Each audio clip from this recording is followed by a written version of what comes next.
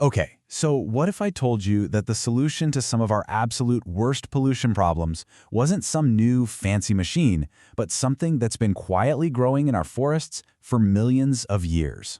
Today, we're diving into the incredible world of mycoremediation, where fungi, yep, mushrooms, become nature's very own cleanup crew. Let's get into it. I mean, it sounds like something straight out of a science fiction movie, right? The idea that the answer to toxic soil, nasty chemical waste, and even devastating oil spills isn't some brand new technology, but something that's been under our feet this whole time? And get this, it's not science fiction. Not at all. It's a proven reality. Fungi have this almost unbelievable power to decontaminate our environment. But to really see how this natural magic works, we need to go beyond the theory. So let's look at a time this happened for real. Yeah, this isn't just some concept cooked up in a lab. To see its true power, we're going to look at an actual real-world story of transformation, one that took place on a horribly polluted coastline. So just picture this, a coastline in Washington, totally devastated by an oil spill. The soil is just black, sticky, toxic sludge.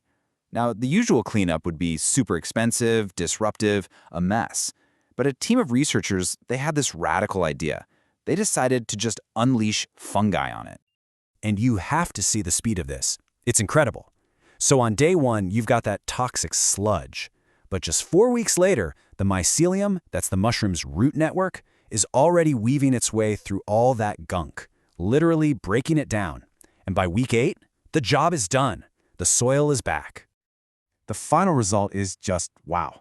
The soil wasn't just cleaned, it was reborn.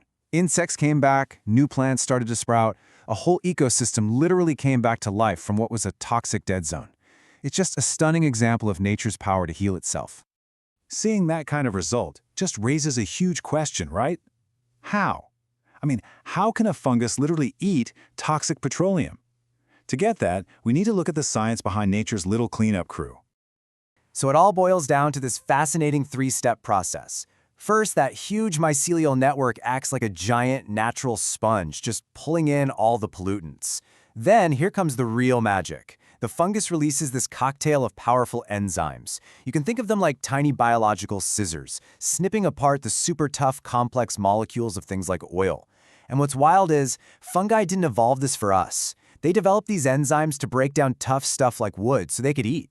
They're just digesting the pollutants like any other meal, transforming them into simple, harmless nutrients.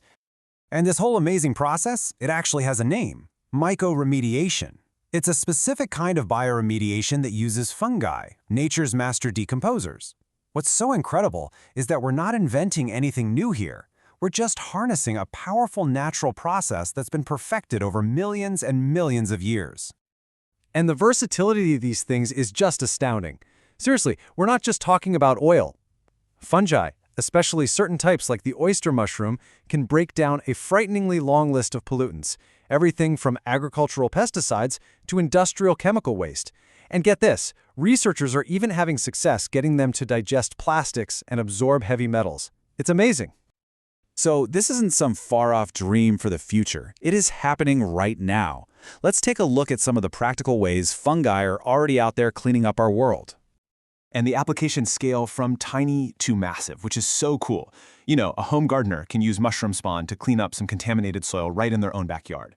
On a way bigger scale, environmental restoration teams are rolling out these huge mats of mycelium to tackle major industrial spills. And then there are these really specific projects, like using fungi to break down the thousands of toxic chemicals that are found in discarded cigarette butts. So why is this such a game changer? Well, when you put mycoremediation side by side with the conventional ways we clean things up, the difference is just stark. It's not just that it's cheaper and way more eco-friendly. The real key here is that it doesn't just remove the problem, it actively restores the ecosystem. It turns sterile, dead waste back into a living environment. When you step back and look at all of this, you start to realize it's more than just a clever cleanup technique. It really suggests a whole new way of thinking about how we approach environmental healing. This really gets to the heart of it all. We so often try to solve our problems with brute force, digging, burning, using harsh chemicals.